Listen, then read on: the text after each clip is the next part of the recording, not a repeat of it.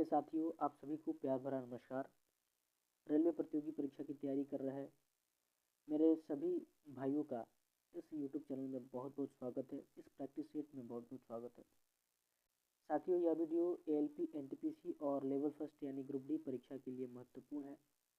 तो चलिए बिना देर किए लगभग 20 क्वेश्चंस देखते हैं। इससे पहले यदि आप चैनल पर नए हैं या फिर बिना सब्सक्राइब किए देख रहे हैं तो कृपया करके चैनल को सब्सक्राइब कर लीजिए। पहला प्रश्न आपके स्क्रीन पर है, पढ़िए, देखिए और इसका जवाब दीजिए। जब दो प्रतिरोध समांतर में जोड़े जाएं तब तुलनात्मक प्रतिरोध होगी। पहला विकल्प है प्रतिरोध से अधिक, दूसरा विकल्प है प्रत्येक प्रतिरोध से कम, तीसरा विकल्प है निर्भर नहीं करती और चौथा विकल्प है इनमें से कोई नहीं। तो जब दो प्रतिरोध समांतर में जोड़े जाते हैं तो इक्विवेलेंट रेजिस्टेंस प्रत्येक प्रतिरोध से कम आता है। ऑप्शन बी करेक्ट है।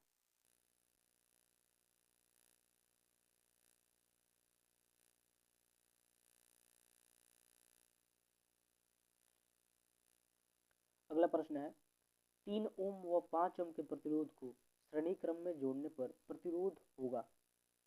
यहाँ सीरीज कॉम्बिनेशन में कह रहा है तो सीधा इन दोनों का योग होगा 5 और 3 8। यदि प्रतिरोध को समांतर क्रम में जोड़ने के लिए बोलता तो इसका एक साधारण ट्रिक है, दोनों प्रतिरोध का योग और बट्टे में दोनों प्रतिरोध का गुणनफल होता है। लेकिन इस प्रश्न का बिल्कुल सही जवाब 5 और 3 8 ओम होगा। ऑप्शन सी करेक्ट है।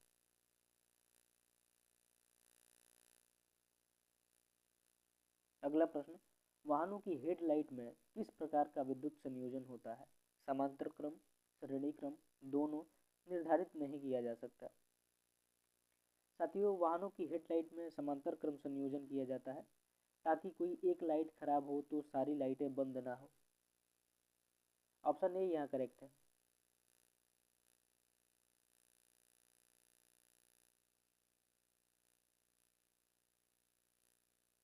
अगला प्रश्न, किस प्रकार के विद्युत संयोजन में वोल्टेज भिन्न भिन्न होता है?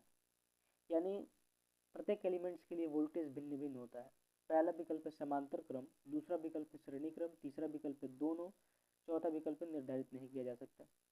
साथियों, सीरीज कॉम्बिनेशन में प्रत्येक एलिमेंट के लिए वोल्टेज भिन्न भिन्न होता है। ऑप्शन बी करेक्ट है।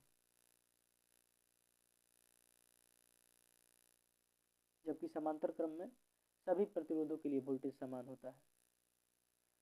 अगला प्रश्न, किस संयोजन में बिजली का खर्चा ज्यादा व विद्युत धारा का नुकसान होता है? तो साथियों, इस प्रश्न का बिल्कुल सही जवाब ऑप्शन बी है, समांतर क्रम में। समांतर क्रम में बिजली का खर्चा ज्यादा होता है।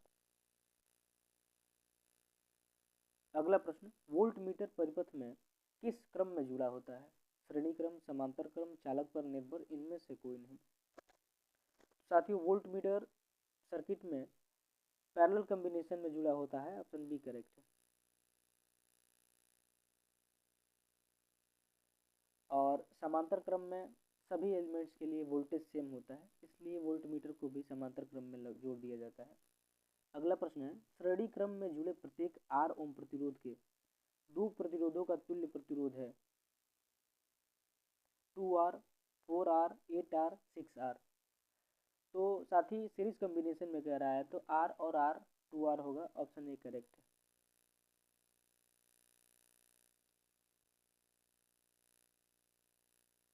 आगे, विद्युत संयोजन कितने तरह के होते हैं? पहला विकल्प है 2, दूसरा विकल्प है 3, तीसरा विकल्प है 1, चौथा विकल्प है 4। तो साथियों, विद्युत संयोजन दो प्रकार के होते हैं, एक श्रेणी क्रम संयोजन और समांतर क्रम संयोजन। ऑप्शन ए करेक्ट है। अगला प्रश्न, विद्युत धारा का एक बंद सतत मार्ग क्या कहलाता है? पहला विकल्प है श्रेणी क्रम, दूसरा विकल्प है समांतर क्रम, तीसरा विकल्प है विद्युत परिपथ, चौथा विकल्प है विद्युत धारा। तो विद्युत धारा का एक बंद सतत मार्ग विद्युत परिपथ कहलाता है, इलेक्ट्रिक सर्किट कहलाता है। ऑप्शन सी करेक्ट होगा।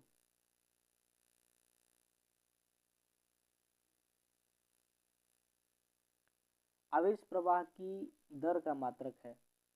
आवेश प्रवाह की दर यानी विद्युत धारा, और इसका मात्रक क्या है? विद्युत धारा I बराबर Q बाई टी यानी कूलाम पर सेकेंड। ऑप्शन ए करेक्ट है।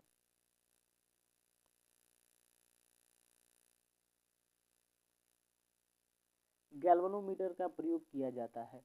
पहला विकल्प है प्रतिरोध को मापने में, दूसरा विकल्प है विद्युत धारा की उपस्थिति में, तीसरा विकल्प है चालक की लंबाई मापने में, चौथा विकल्प है ऊंचाई मापक में। तो गैल्वेनोमीटर बेसिकली विद्युत धारा की उपस्थिति का पता लगाता है। ऑप्शन बी करेक्ट है।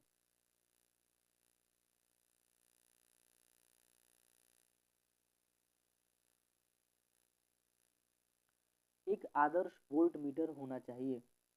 पहला विकल्प है अनंत प्रतिरोध, दूसरा विकल्प है अनंत धारा, तीसरा विकल्प है शून्य धारा, चौथा विकल्प है केवल दूसरा।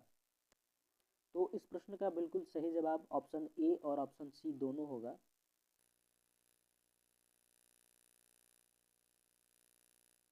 तो चलिए दोस्त, ये रहा आज का हमारा वीडियो। ये वीडियो आपको कैसा लगा एक लाइक और कमेंट के माध्यम से ज़रूर बताएं। मिलते हैं अगले प्रैक्टिस सेट में, तब तक के लिए वंदे मातरम, भारत माता की जय।